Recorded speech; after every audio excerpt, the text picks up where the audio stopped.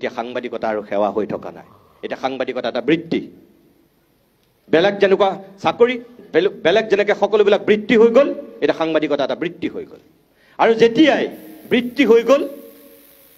বৃত্তিত কি থাকে বেপাৰ আৰু বাণিজ্যই থাকে এতিয়াও সেয়াই হৈ গ'ল সেই কাৰণে যিবিলাক মানুহ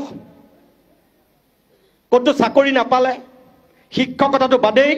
কেৰাণী মোহৰি হোৱাৰো কোনো যোগ্য নহয় সেইবিলাক মানুহ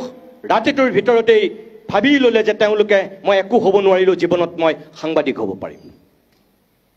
আৰু ভাবি লৈ তেওঁলোক ৰাতাৰাত সাংবাদিক হৈ গৈছে টেলিভিশ্যনত আৰু টেলিভিশ্যনৰ পিছত যি নিউ মিডিয়া আহিল যি এতিয়া ৱেব পৰ্টেলৰ যুগ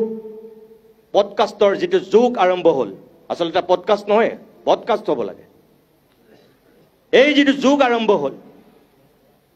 এতিয়াতো আৰু কথাই নাই যাৰ যি মন যায় তাকেই কৰিব পাৰে এতিয়া আজিৰ পৰা 7-8 বছৰমানৰ আগতে চাগে নাই বেছি হ'ব 10 বছৰমানৰ আগতে মই পাঠশালাৰ এখন সভাত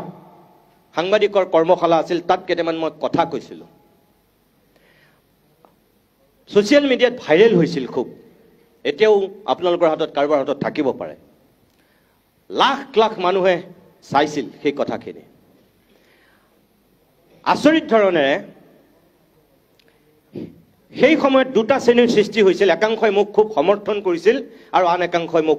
তীব্ৰ বিৰোধিতা কৰিছিল এই মই তাত কোৱা কথাকেইটাৰ ভিতৰত এটা আছিল যে টেলিভিশ্যনৰ একাংশ সাংবাদিকৰ এতিয়া যিখন কাৰ্ড আইডেণ্টি কাৰ্ড সেই কাৰ্ডখন তেওঁ আই কাৰ্ড নহয় সেইখন তেওঁ দ্বিতীয় ATM কাৰ্ড টেলিভিশ্যনৰ বুমটো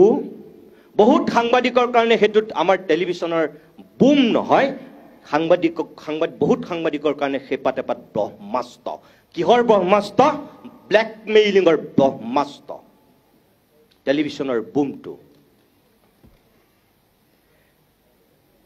বহুত সাংবাদিকে সেই আই কাৰ্ড আৰু সেই বুমটোৰ যোগেদি হিৰোক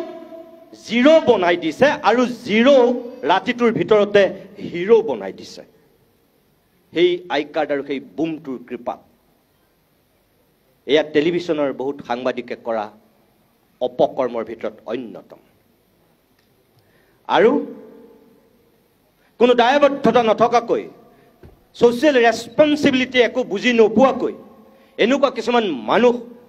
সাংবাদিক হৈ গ'ল ৰাতিটোৰ ভিতৰতে যিবিলাকৰ লক্ষ্য আৰু উদ্দেশ্য হ'ল কেৱল টকা ঘটা ৰাতিটোৰ ভিতৰতে কেনেকৈ ধনী হ'ব পাৰি আৰু কেনেকৈ তেওঁলোক পাৱাৰফুল ৰাজনীতিবিদৰ দৰে কেনেকৈ তেওঁলোকে গুৰু গোসাঁই নমনা সেই অঞ্চলবিলাকত মহা শক্তিমান মানুহ হ'ব পাৰে তাৰ এক প্ৰতিযোগিতা চলিল অঘোষিত প্ৰতিযোগিতাত এনেকুৱা এটা পৰ্যায়লৈ গুচি গ'ল তাত আৰু কোনো গুৰু গোসাঁই নমনা পৰিৱেশৰ সূচনা হ'ল যাৰ কাৰণে লাহে লাহে সাংবাদিকক মানুহে বেয়া পাবলৈ আৰম্ভ কৰিলে যিটো কথা অলপ আগত গৌতম শৰ্মাই কৈ গৈছে তাৰ আগলৈকে সাংবাদিকক মানুহে শ্ৰদ্ধাৰে চাইছিল ভক্তিৰে চাইছিল সন্মানেৰে চাইছিল যেতিয়াৰ পৰাই আমাৰ সেই নিকৃষ্ট মানসিকতাই আমাক গিলিলে তেতিয়াৰ পৰাই আমাৰ ধ্বংসযজ্ঞ আমি নিজে মাতি আনিলোঁ